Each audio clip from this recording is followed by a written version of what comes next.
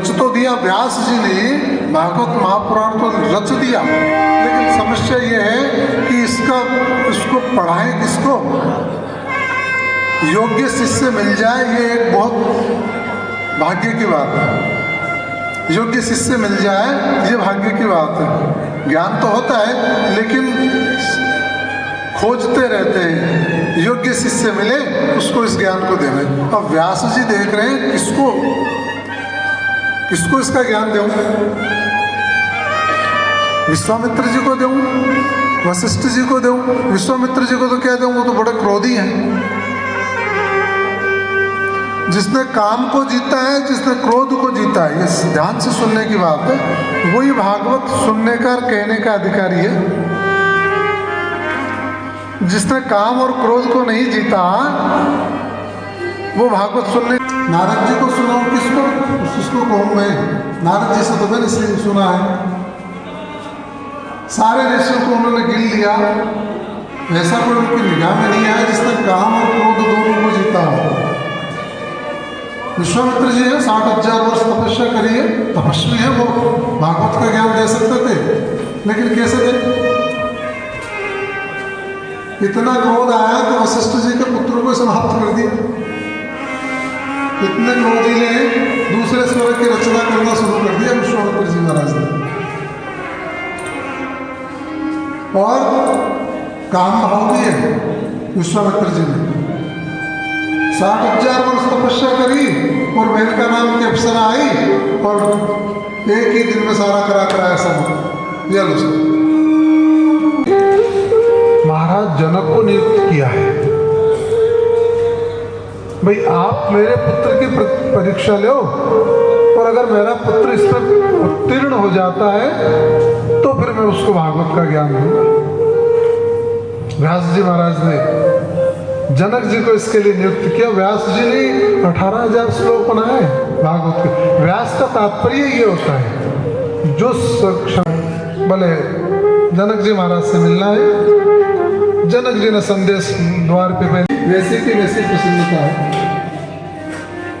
अब इधर महाराज बुलाओ, अपन बुलाओ फिर तो क्रोध पे तो विजय प्राप्त कर ली।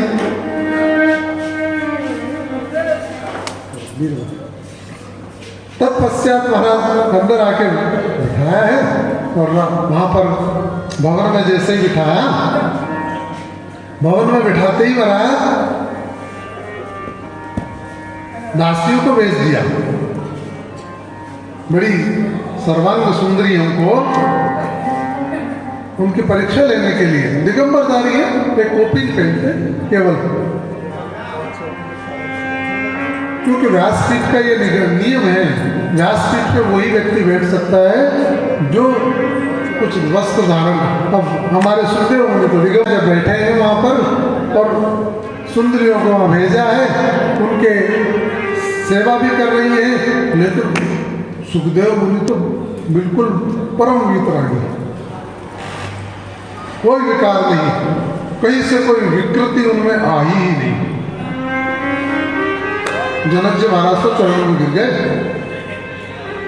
और महाराज प्रमाण पत्र दे दिया मोहर लगा करके। व्यासनंदन सुखदेव मुनि ही इस कथा को सुनने के अधिकारी हैं और इस कथा का प्रचार करने के अधिकारी है। तो इसलिए महर्षि वेदव्यास जी महाराज ने अपने पुत्र को सारा परीक्षण करके उसके बाद में भागवत का ज्ञान दिया है।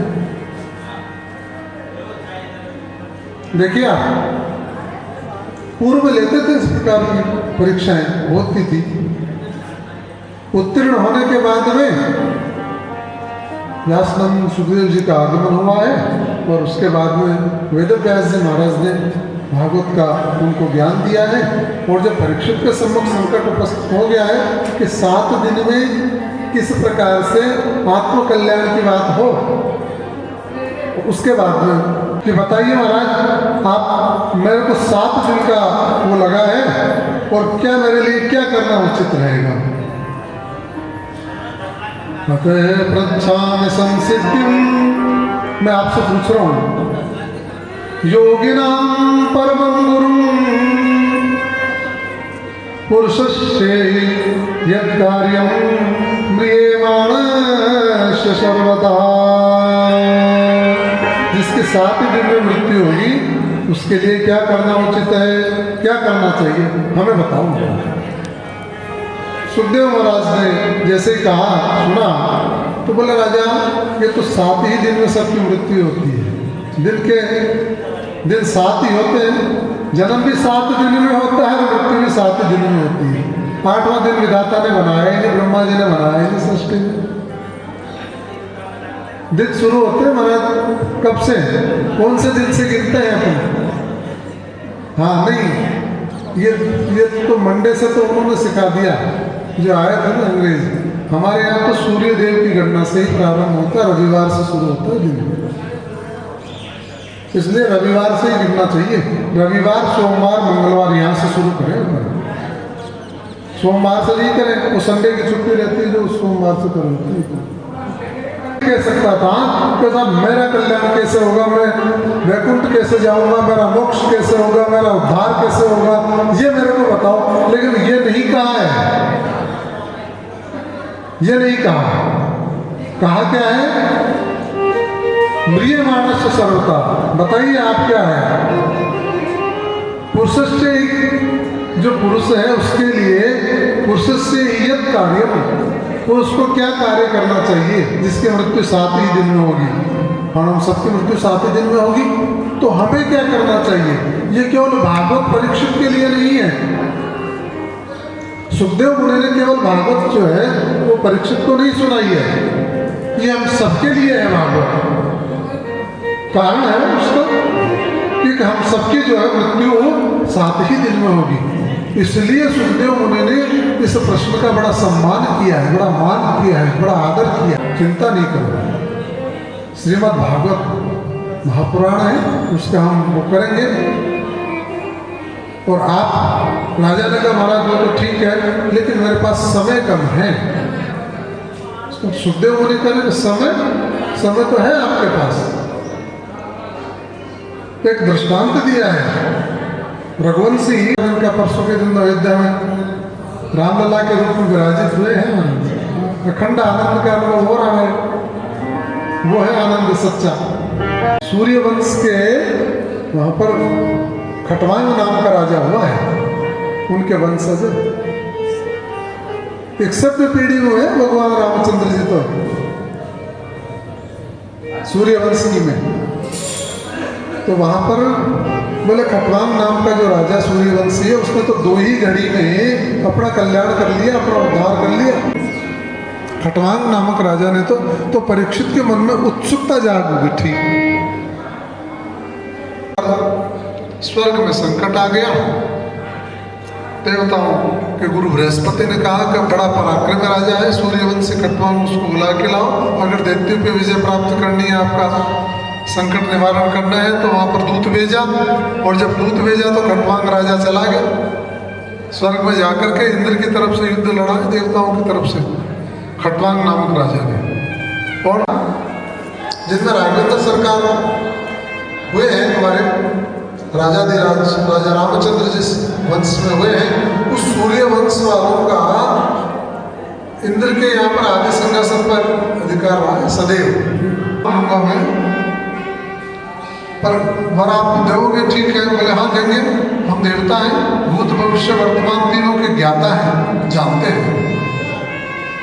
खटवांग राजा ने देखा कुछ दिनों बाद वृद्धावस्था आएगी, उसके बाद में ये देह को त्यागना पड़ेगा। तो खटवांग राजा ने पूछ लिया, बोले आप देवता हैं तो ये बताओ मेरी आयु कितनी शेष है? आप तो सब जानते हैं। देवताओं ने देखा, विचार किया कि राजा आपकी आयु केवल 4 घड़ी की है, आपके पास उससे मेरे को मेरी जन्मभूमि पे छोड़ो, अयोध्या में सरयू नदी के किनारे, वहां जाऊंगा मैं। तो तुरंत राजा को शीघ्रगामी विमान से बिठा करके सरयू के किनारे अयोध्या में छोड़ा है। और लिखा है राजा ने 2 ही घड़ी में अपना कल्याण कर लिया। ऐसे पूर्वज हुए हमारे राजा राम। बोले राजा रामचंद्र की। सृष्टि का पल्लवन करो, स्त्री पुरुष के सहयोग से इस सृष्टि का पल्लवन करो, इस सृष्टि को बनाओ। इस प्रकार ब्रह्मा जी ने जब आदेश दिया, व्यवस्थित कन्या उत्पन्न हुई है और 2 पुत्र उत्पन्न हुए हैं, उत्तानपाद और प्रियव्रत 2 पुत्र हुए हैं, देवहूति, आपुति और प्रसूति, ये 3 कन्याएं हुई। इस प्रकार से ये सृष्टि का हम मनु की संतान इसलिए कहलाते हैं, हम सब जो है मनु की संतान इसीलिए कहलाते हैं कि व्यवस्थित मनु ही आप सबसे पहले हुए थे, मनु और शत्रुघ्न। इस प्रकार का इसमें वर्णन है महाराज। और अब देखिए इसका कीर्तन थोड़ा सा हो जाए। श्रीमद् नारायण नारायण नारायण श्री नारायण नारायण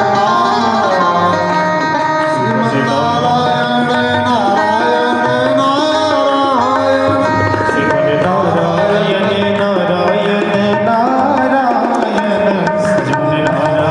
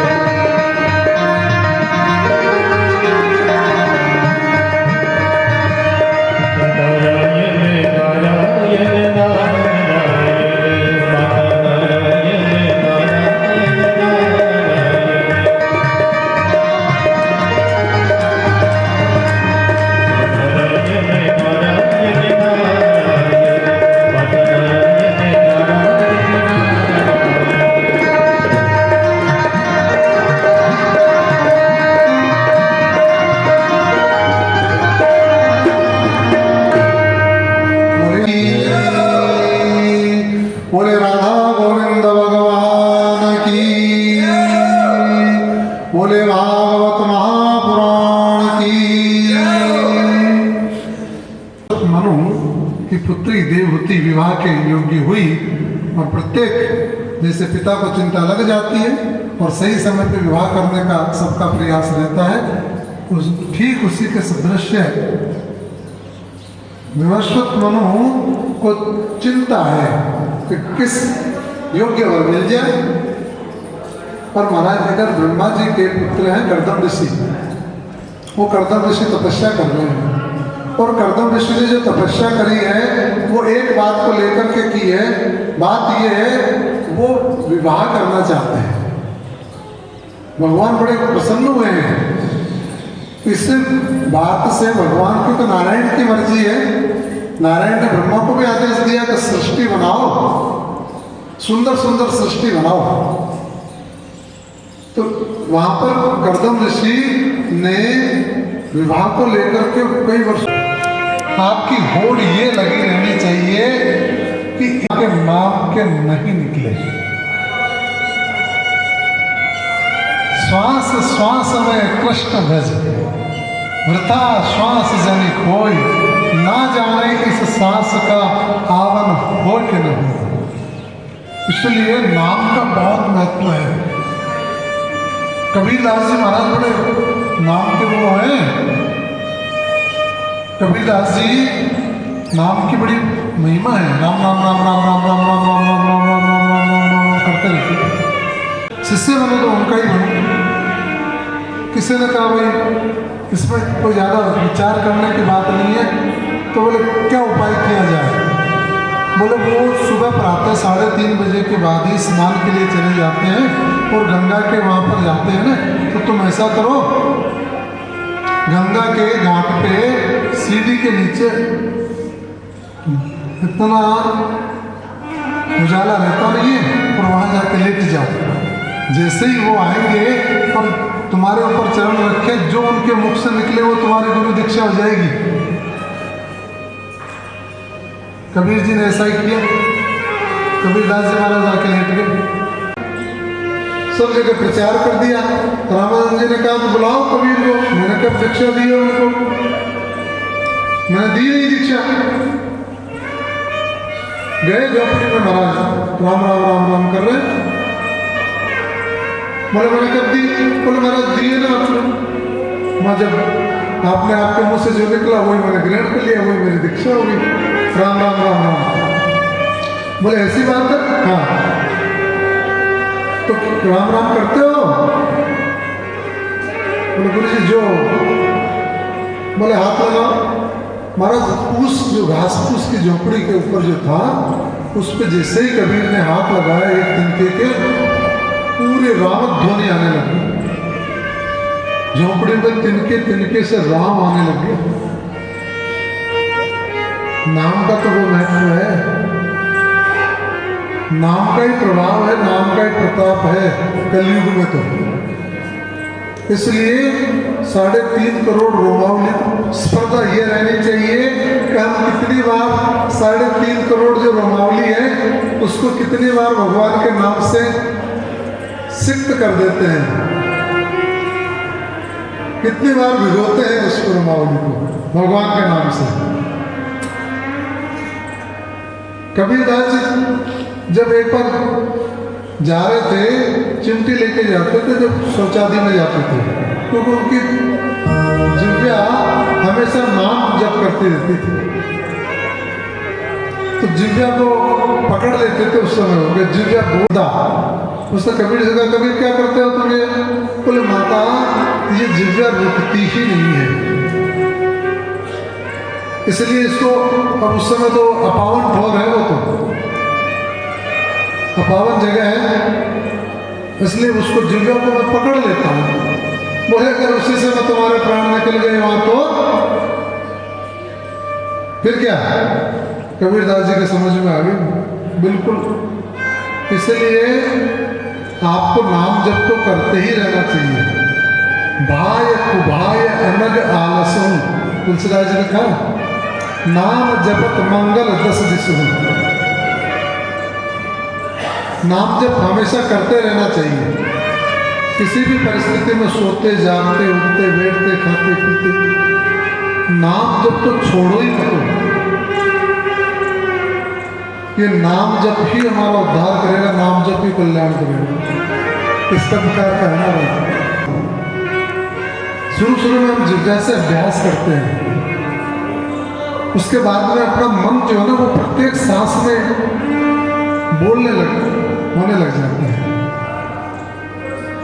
मैंने एक जगह पढ़ा था 87 लाख एक वर्ष में हम सांस लेते हैं, और वो श्वास में ही, प्रत्येक श्वास में भी भगवान के नाम का अभ्यास अगर हो जाए तो देख लो आप 3.5 करोड़ कितने वर्ष में होंगे। और हम जब तक जिए तब तक उसको कितनी बार वो आवर्त कर सकते हैं, उसको कितनी बार उसको हम, ये प्रतिस्पर्धा ये रहनी चाहिए। एक बार 3.5 करोड़ हो गए, फिर एक बार 3.5 करोड़ हो गए, फिर एक बार, गणना ये रहनी चाहिए हमारी। तुलसी माला, तुलसी की माला क्यों फेरते हैं अपन? भगवान को तुलसी प्रिय है, शालिग्राम जी को बिना तुलसी के भोग नहीं लगता, और तुलसी चढ़ा देते तब भोग लगता है। यानी कि हमने तुलसी धारण कर ली, मतलब हम वैष्णव हो गए, भगवान राम के, भगवान कृष्ण के हमने अपने आप को समर्पित कर दिया। ये कंठी धारण करने का ये मतलब किया था त्रेता में। द्वापर में फिर एक बिंदु और कम हो गई, 1000 किलोमीटर। द्वापर में मनुष्य की आयु है वो 1000 वर्ष थी, और अब कलयुग में तो महाराज में 1 बिंदु और कम हो गई, 1 शून्य और कम हो गया उसमें। अब 1 शून्य कम हो गया तो कलयुग में तो 100 वर्ष की आयु रहेगी। और मैं तो ये कहता हूँ अगर ये चलता रहा भगवान का इस तरह से तो बढ़िया है, जब घोर कलयुग आएगा तो हो सकता है 1 शून्य और कम हो जाए। घोर कलयुग में तो उम्र और भी कम हो जाएगी, हो सकता है 1 शून्य और कम हो जाए। इसलिए भगवान का नाम ही आधार है, भगवान के नाम को हमें छोड़ना नहीं। इस प्रकार नाम की महिमा कहते कहते महाराज सुनते सुनते सुनते सुनते माता देवहूति तो ध्यान की 10वीं अवस्था को पार कर गई। और जब 10 अवस्था को पार हो जाता है आदमी तो शरीर पिघल जाता है, पानी बन जाता है। और माता देवहूति पानी में परिवर्तित हो गई और सिद्धदा नामक नदी के रूप में परिवर्तित हो गई। कपिल भगवान ने नदी के रूप में परिवर्तित अपने माता को प्रणाम किया है, जल को नेत्रों से लगाया है, और उसके बाद में कपिल मुनि चले गए हैं गंगा सागर स्थान है। इसलिए हम कहते हैं कपिल मुनि का बड़ा महत्व है। भागवत में कपिल अष्टाध्याय का बड़ा महत्व है, क्योंकि इसमें नाम की और ध्यान की और भगवान की महिमा है। हमें इससे सीख लेनी चाहिए। प्रत्येक समय प्रत्येक परिस्थिति में भगवान का नाम हमें लेते रहना चाहिए। महाराज पुत्री है, उनके विवाह की और माता सती की कथा है। दक्ष प्रजापति की पुत्री माता सती है, और सती का विवाह ब्रह्मा जी के कहने पर भगवान शंकर के साथ कर दिया है।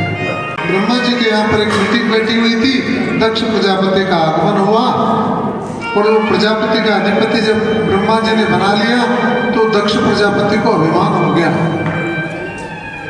और अभिमान होने पर उसने अपने सदृश किसी को समझता ही नहीं है।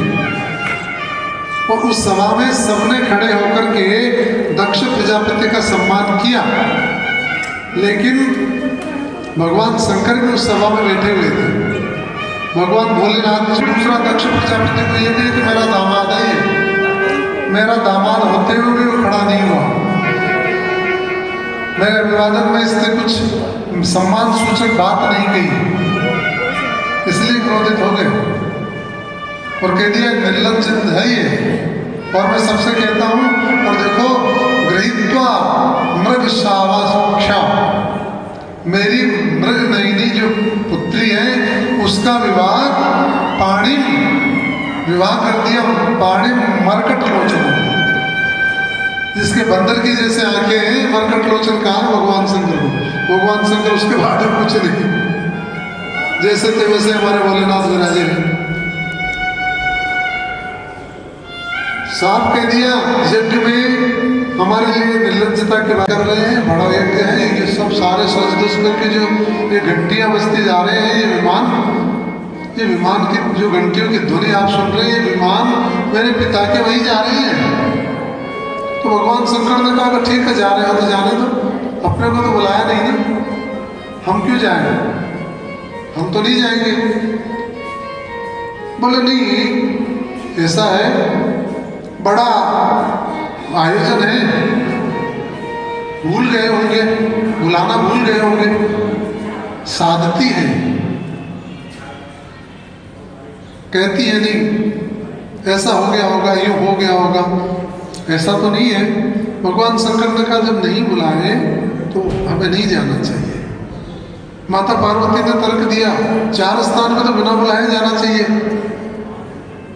महाराज भागवत में लिखा है भर्तु गुरु, भर्तु के यहाँ पर, मित्र के यहाँ पर, गुरु के यहाँ पर और पिता के यहाँ पर बिना बुलाए चले जाना चाहिए। ये 4 स्थान बता दिए। भगवान शंकर ने कहा कि भाई ठीक है, आप कह रही जो तो, लेकिन हो सकता है उनका, हमारे भोले बाबा तो साहब कह रहे हैं कि नहीं मत जाए, नहीं चलेंगे। माता पार्वती दुराग्रह कर रही है, बोला नहीं, इतना बड़ा आयोजन है, इतना बड़ा काम है, और देखो ऐसा हो नहीं सकता, नहीं बुलाया हो, और नहीं भी बुलाया तो कार्य की अधिकता के वश भूल गए। हमें तो जाना चाहिए, पर हमें तो चलना चाहिए। इस प्रकार का जब उन्होंने भोले बाबा से पार्वती जी आग्रह कर रही हैं, दुराग्रह कर रही हैं, अंत में भोले बाबा ने एक ही बात कह दी, भाई आपके देख लो, आपको जाना है तो जाओ, आपके जचे जो करो। क्योंकि उन्होंने विचार कर लिया कि पतंगे हमारी जो पत्नी है, इनका नाश होना सुनिश्चित हो गया है। उभय एवं चिंतन, दोनों प्रकार से चिंतन करके भोले बाबा ने देख लिया, अगर मैं हठात और बलात् अगर इनको रोकता हूँ, कहता हूँ कि नहीं आपको नहीं जाना, तो ये यहाँ देह का त्याग कर देंगी। और अगर भेजता हूँ तो भोले बाबा ने देख लिया कि वहाँ भी कुछ न कुछ अनिष्ट की आशंका मेरे को जरूर है, वहाँ भी अनिष्ट होना सुनिश्चित है। उभय एवं चिंतयत, दोनों प्रकार की चिंता भोले बाबा ने सोच ली। कहा भाई तुम्हारे जैसे जैसा करो, तुम्हारे जैसा जच रही है इस प्रकार का कर लो। माता पार्वती रवाना हो गई है महाराज, और दक्ष के यहाँ पर पहुंची है। भगवान भोले बाबा ने कुछ गणों को उनके साथ भेज दिया है, भाई आप चले जाओ, माता जी जा रही हैं। तो लोग वहाँ जाके माता सती ने देखा बड़ा भारी यज्ञ का आयोजन है। अब माता सती से वो कुटिलता वो मिली है, लेकिन मन में कुटिलता लिए हुए, अच्छा भेजा था क्या, तो आपको भी ऐसे पूछते हुए बात कर रही है माता। हमने ये पिता से बात की है, बोले आपने भगवान शंकर देवादिदेव जो महादेव है उनका स्थान नहीं रखा, बोले वो हमारे समकक्ष है ही नहीं, मैंने तो वही बहिष्कृत कर दिया उनको। इसलिए सती माता को आपने भगवान भोलेनाथ को पहचाना ही नहीं। वो तो शिव हैं, वो तो कल्याणकारी हैं, सर्वदा कल्याण करने वाले हैं। आपने उनको अमंगल कैसे घोषित कर दिया? आपने कहा ना वो तो मंगलकारी है, मंगल नहीं है, मंगलकारी है। उनका स्वरूप सदैव मंगलकारी है। भगवान शंकर ही, भगवान भोलेनाथ ही एक ऐसे हैं। आप देख लो जितने भी देवी देवता हैं सबका मन में मनन करके देख लो, अगर पूरे परिवार की पूजा कहीं होती है तो भगवान भोलेनाथ का ही परिवार है, और का परिवार नहीं है। भगवान राघवेंद्र सरकार को भी दोनों को सीताराम को ही पूछते हैं अपन। उनके पुत्रों का कभी आपने सुना जिक्र? हमारे आराध्य का भी, गोविंद देव जी महाराज का भी देख लो आप। लेकिन भगवान शंकर का परिवार ऐसा है जिसकी सब माता पार्वती की भी पूजा करते हैं, सदानंद जी की भी करते हैं, और गणपति तो सबसे अग्रिम है ही महाराज। उनको तो बिना पूजा करे कोई काम प्रारंभ ही नहीं होता। पूरा परिवार ही पूजा जाता है, और तो नंदीश्वर की पूजा करते हैं। भगवान शंकर का परिवार ही ऐसा है जिसकी पूरे परिवार की पूजा करते हैं। इसलिए शिव तो सदा कल्याणकारी है, कल्याण को करने वाले हैं। माता पार्वती ने कहा आपने इस देश से, आपके इस देश से मेरा जन्म हुआ है, इसलिए मैं आपसे ज़्यादा नहीं कहना चाहती, विवाद नहीं करना चाहती, लेकिन मैं भगवान शंकर का ये अपमान नहीं सहन कर सकती। यज्ञ मंडप से दूर गई है और ये योगाग्नि प्रज्वलित करके माता सती उसमें समा गई है। और महाराज जैसे ही वहां पर ये हुआ तो सब चारों तरफ अफरा तफरी मच गई। यज्ञ मंडप के उत्तर दिशा में जाकर के माता सती ने मच गई। जो गण साथ गए थे उन्होंने विध्वंस करना शुरू कर दिया यज्ञ का। वीरभद्र जी ने तो दक्ष का सिर काट दिया और वहां पर श्राप एक दूसरे को, नंदी ने श्राप दिया, भृगु को श्राप दिया, श्रापों की बौछार हो गई। नारद जी दौड़े भगवान शंकर के पास गए, बोले भोले बाबा आपको खबर लगी कि नहीं? बोले गई नहीं। बोले वहां पर माता सती ने योगाग्नि में प्रवेश कर लिया है, भगवान शंकर को क्रोध आया है, वीरभद्र को भेजा है, सारा यज्ञ तहस तहस कर दिया, पूरे यज्ञ का विध्वंस वहां पर कर दिया। ब्रह्मा जी को पता लगा है, पर महाराज वहां पर ब्रह्मा जी लेके गए हैं। आया दर पे वेद पुजारी,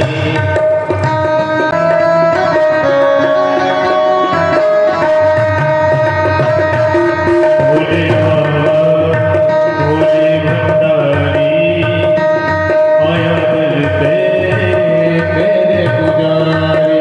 जय सोलेश्वर जय भुवनेश्वर जय कैलासी जय अविनाशी,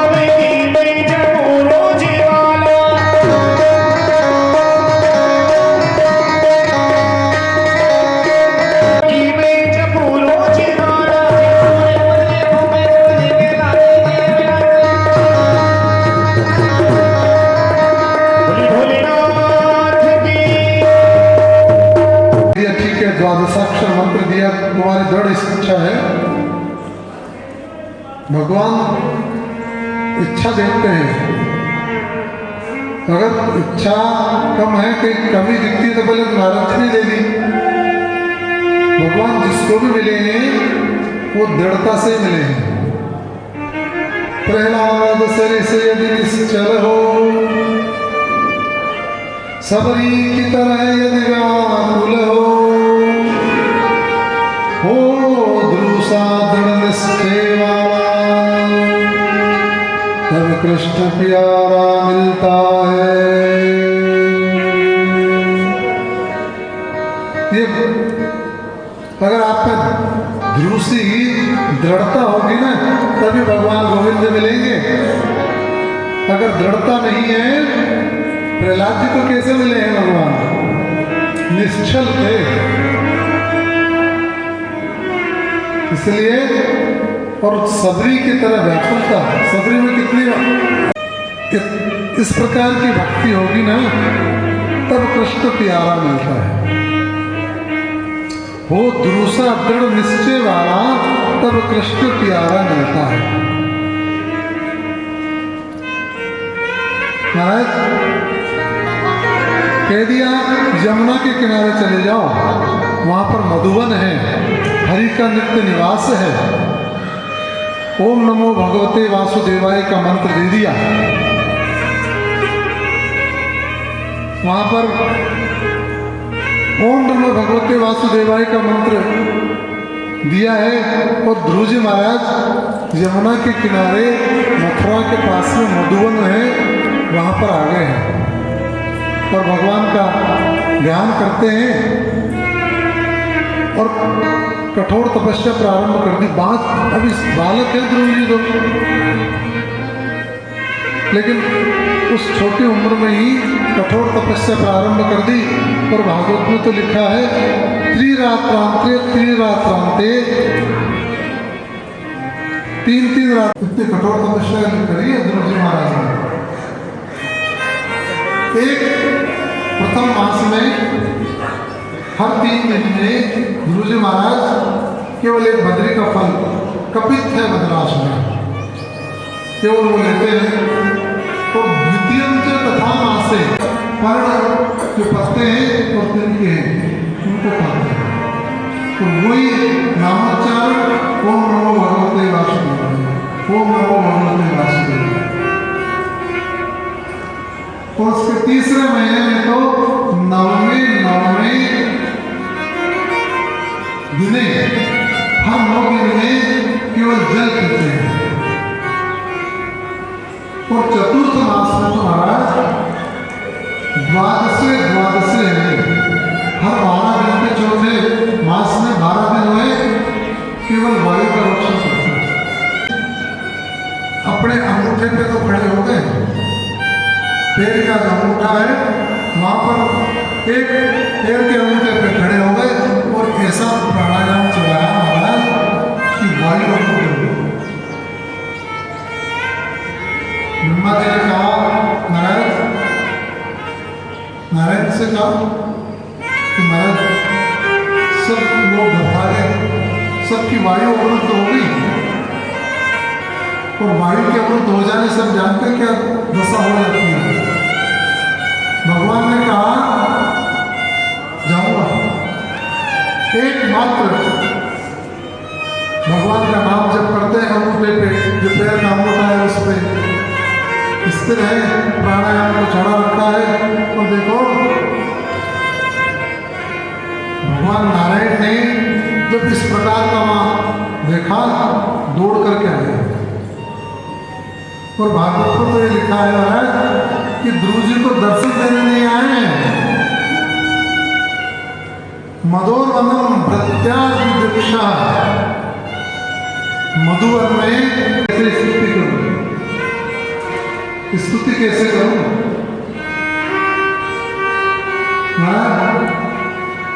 छोड़ करके खड़े हो गए। भगवान समझ गए ध्रुव जी स्तुति करना चाहते हैं लेकिन स्तुति कर नहीं पा रहे।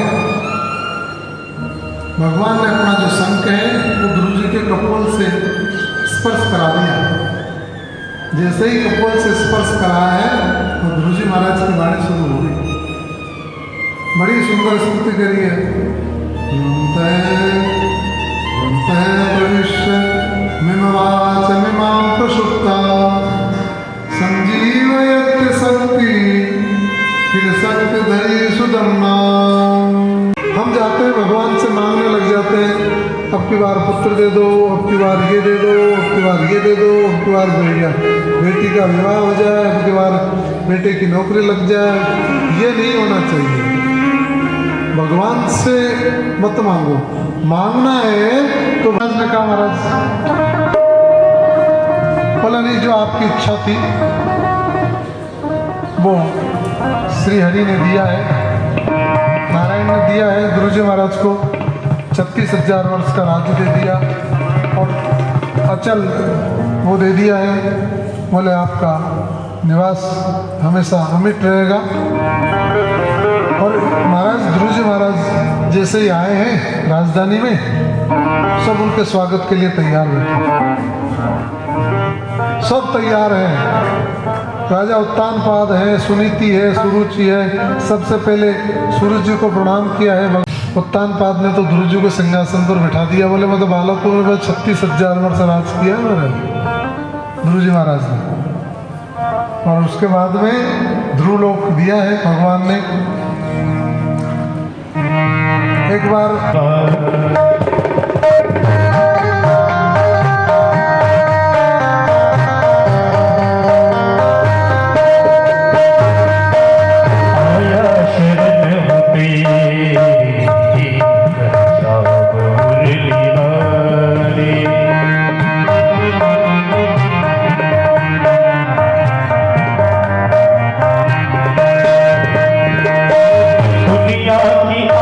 जल के हुई, वो भी सुरलोक चली गई। ध्रुव जी महाराज ने 36,000 वर्ष राज करने के बाद में जब ध्रुव जी जाने लगे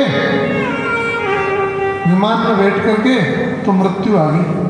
बोले हमसे ध्रुव जी के वंश में राजा बेन हुए, अंग हुए, और अंग का ध्रुव जी के जो उत्तराधिकारी है वो राजा अंग है, और अंग के बाद में उनके उत्तराधिकारी राजा बेन।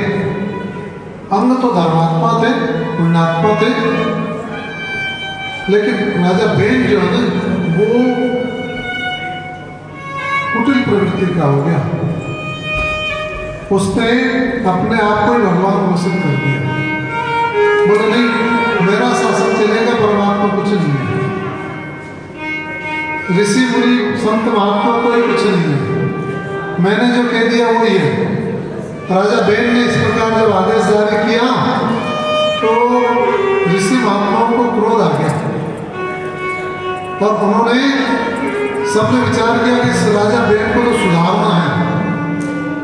अब सुधारने के चक्कर में जब मंत्र मंत्र बोले, और महाराज सुधारना तो दूर, वो तो सुधार दिया।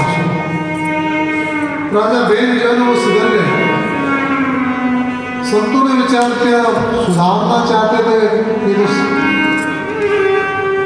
ये तो सिधर गए दूर, अब क्या करें, अब किसको राजा बनाए? क्योंकि बिना राजा के राजनीति अप्रतिम शरीरम राज्ञा विहीनान भवन्ति देशान। राजा बेन के शरीर को मथा है, और मथने से एक बार तो निश्चित निषाद के रूप में उत्पन्न हुआ, उसको तो मना कर दिया कि नहीं, तुम तो राजा के लायक नहीं हो। जब दोबारा मंत्रों के द्वारा राजा बेन के शरीर को मथा है, तो उसके बाद में द्वितीय बार मथने से पृथु उत्पन्न है महाराज, और पृथु भी भगवान का अवतार है। तो वहां पर मथने से मतलब ये नहीं कि शरीर को यूं मथा, मंत्रों के द्वारा वो किया है।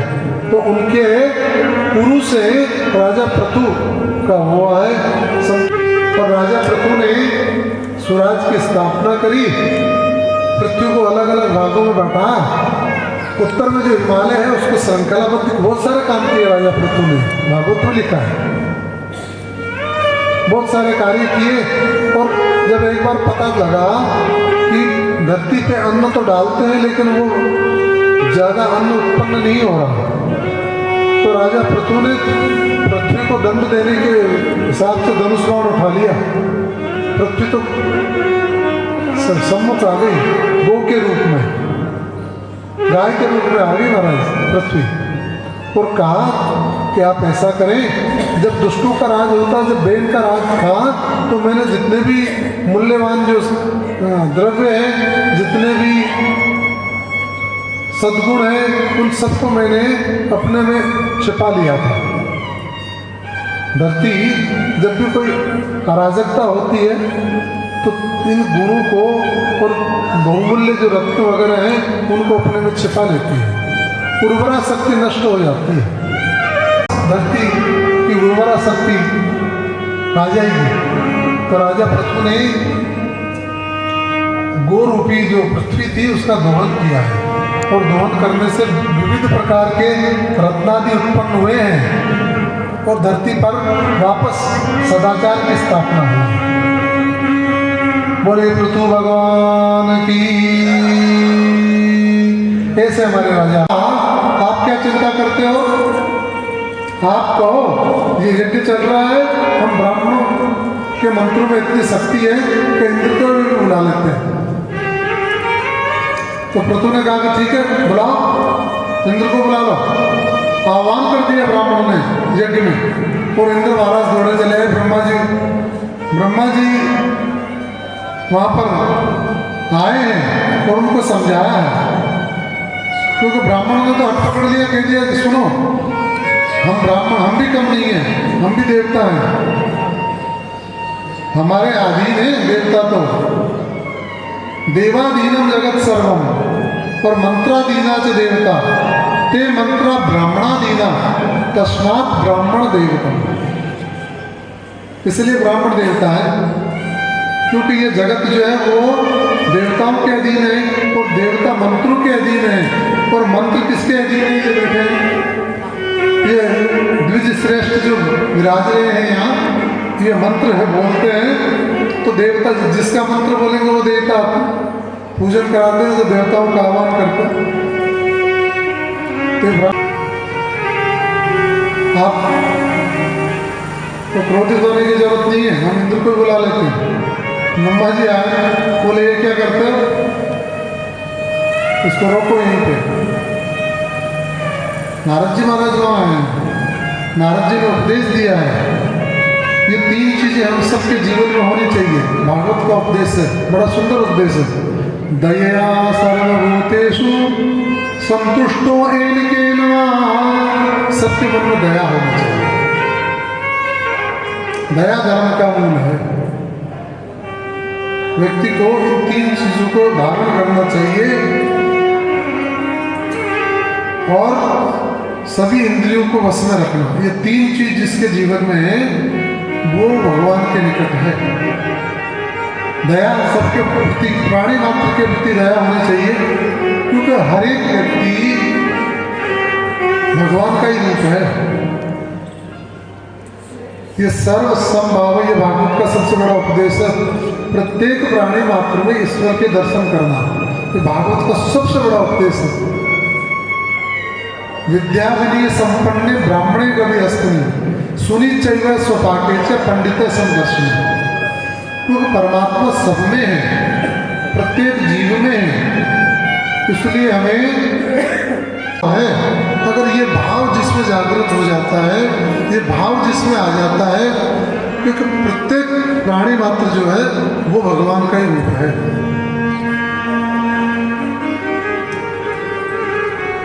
यो मां पश्यति सर्वत्र सर्वं च मयि पश्यति, तस्य हम न प्रणश्यामि स च मे न प्रणश्यति। जो मेरे को सब में देखता है, ये भगवत गीता का भी बहुत बड़ा सूत्र है सब। ये निवेदन करता हूं मैं, जो हर एक व्यक्ति में परमात्मा के दर्शन करता है, वो सर्वात्मा परमात्मा को सब जगह देखता है। इससे बड़ी भक्ति कुछ हो ही नहीं सकती। भगवान को सब में देखो, फिर आदमी करेगा ही नहीं, अनाचार अत्याचार कुछ नहीं करेगा, क्योंकि सबको पता कि इनमें परमात्मा, इनमें परमात्मा, मैं किसका अपमान कर रहा हूँ? परमात्मा का अपमान। तो ये बहुत बड़ी बात है, भागवत का मूल है ये, मूल शिक्षा भागवत से हमें ये लेनी चाहिए। सभी में परमात्मा के दर्शन करने चाहिए, किसी प्रकार से भी वो संतुष्ट रहना चाहिए। असंतुष्ट जब हो जाता है ना आदमी तो कुछ नहीं होता। हमारे सुंदरदास जी हुए दादू दयाल जी के परम शिष्य,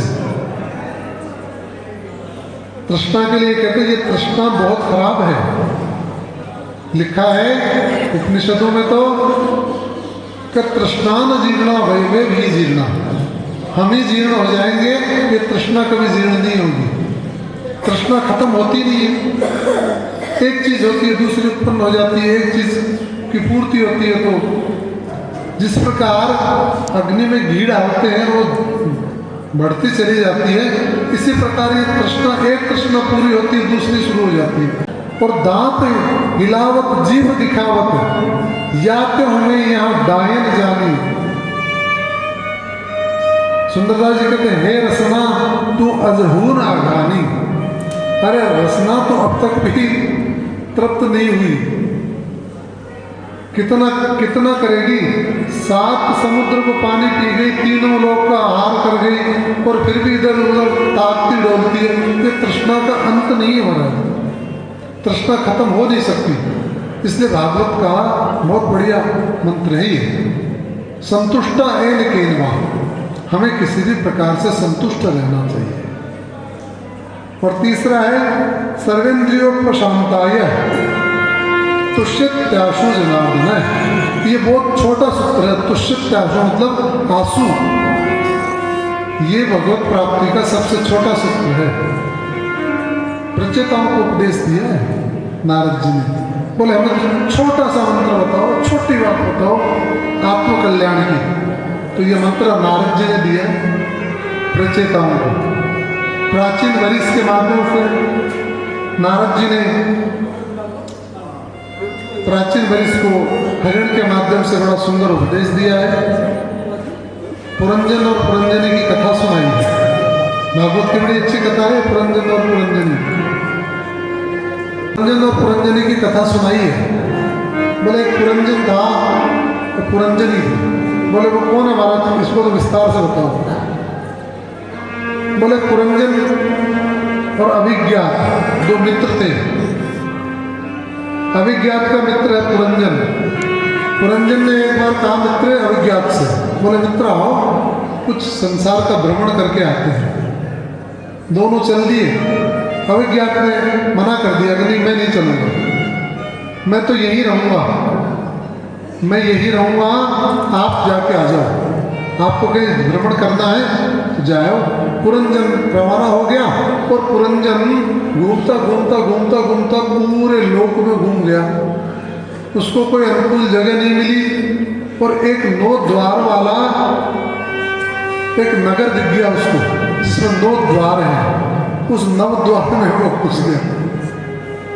उस 9 द्वार में जैसे ही पुरंजन घुसा और वहाँ तो उसने देखा कि ये तो बड़ा सुंदर नगर है, बहुत अच्छा है। प्रसन्न हो गया पुरंजन, आगे बढ़ा तो उसको एक स्त्री मिली, हाथ में थाल लिए हुई थी सखियां उसकी, ऐसी स्त्री मिली। पुरंजन ने कहा भाई आप कौन है बताइए। बोला मैं यहाँ की साम्राज्ञी हूँ, इस नगर की, ये जो नगर है ना, इस नगर की मैं महारानी हूँ, रानी हूँ, मेरा विवाह नहीं हुआ है, साम्राज्ञी हूँ मैं। तो पुरंजन ने कहा ठीक है आप ऐसा ही है तो चलो विवाह कर लो हमारे साथ। पुरंजन और पुरंजनी का विवाह हो गया। अब महाराज पुरंजन उस पुरंजनी के प्रेम में इतना आसक्त हो गया कि पुरंजनी रोवे तो पुरंजन रोवे और पुरंजनी हंसे तो पुरंजन हंसे। सारा सब कुछ वो तो पुरंजनी के अनुकूल ही करने लग गया। जैसे जैसे पुरंजनी कहे वैसे वैसा करता है पुरंजन। ऐसे बहुत दिन हो गए। अब एक दिन क्या हुआ, जरा नामक की एक स्त्री आई वो पूरे संसार में घूमती है पर उसको कोई चाहता नहीं है, विवाह करना चाहती है पर उससे कोई विवाह करना नहीं चाहता। जरा नाम की देवी से विवाह कोई करना नहीं चाहता। घूमती घूमती गंधर्वों के यहाँ पहुंच गई। चंडवेग नामक का जो गंधर्व है उसने उससे कहा कि देखो ऐसा है, मेरे से कोई विवाह नहीं कर लो, उसको वर्ण भी कर लो, ये भी तुम्हें आशीर्वाद है। जिसको तुम चाहोगे ना उसको तुम वर्ण कर लो, वो मना नहीं कर सकता। और मना करें तो तुम्हारे सैनिक है ना 360 वो जरा नामक जो है वो घूमती घूमती घूमती घूमती उसी नगर में आ गई। आकर के पुरंजन महल में सोया पड़ा था, तो पुरंजन को पसंद कर लिया महाराज।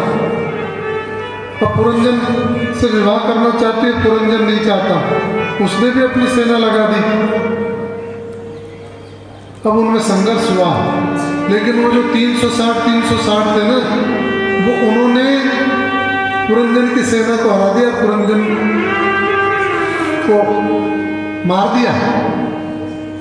लिखा है भागवत में, अंते मति सा गति, अंत समय में जो मति रहती है, अंत समय में जिसका हम स्मरण करते हैं वही वो बन जाता है। यम यम वापी स्मरण भावान तज्जे अंति कलेवरम तम तमय वैति कौनते सदा तद्भाव भावता। महाराज खोजने के लिए चले, देखते देखते उस नगर में आ गए। अभिज्ञा उस नगर में आए और नगर में आकर के देखा तो वो जो मित्र है वो तो सती होने के लिए उद्यत है, सती होना चाह रहा है। अभिज्ञात गया और उसके पास में जाकर के उससे कहा कि क्या कर रहा है? बोले तुम कौन हो? कि मैं तो तुम्हारा मित्र हूँ। तुम्हारा मित्र? तो वो स्त्री बनी हुई पुरंजन भड़क गया, शर्म नहीं आती तुम्हें? मैं पतिव्रता स्त्री हूँ और तुम मेरे को मित्र कहते हो? काहे का मित्र? कौन सा मित्र? कब का मित्र? मैं तो इनकी पत्नी हूँ, रानी और सती हो रही हूँ। अभिज्ञात ने समझाया, अरे तू भूल गया, तू ये कह के निकला था मेरे से कि घूम करके आ रहा हूँ, मैं वापस आता हूँ मैं, लेकिन अब तो स्थिति बदल गई तुम्हारी। तो समझाया, थोड़ा बुद्धि पे जोर दिया। हम देह में फंस जाते हैं थोड़े से उसके जीवन के कारण। क्या करिए क्या जोड़िए थोड़े जीवन का, सब उसको छोड़ छोड़ करके जा रहे हैं। छांट छांट सब जाते हैं, देह गेह धनराज, धन इकट्ठा करते हैं, इतना करते हैं, ओहो पूछो मत, ये भी आ जाए, ये भी आ जाए, ये भी आ जाए, ये भी आ जाए। तो फिर ये करते करते करते कर खुद का ही नहीं पता रहता, खुद का ही नहीं पता रहता कि हम ही नहीं रहेंगे, ये किसके लिए कर रहे हैं। सबकी यही स्थिति है। तो ये अभिज्ञात किससे हम निकले हैं? पुरंजन आत्मा है, इधर उधर भटक रहा है, लेकिन अभिज्ञात ने जब याद दिलाया, ये कथा महाराज याद दिलाती है। भगवान की जो कथा है वो हमें याद दिलाती है, स्मरण कराती है कि हम ईश्वरो सर्वभूतानां हृद्येश्वर्यं तिष्ठति भ्रामयान सर्वभूतानां यंत्र रूढ़ानि मायया।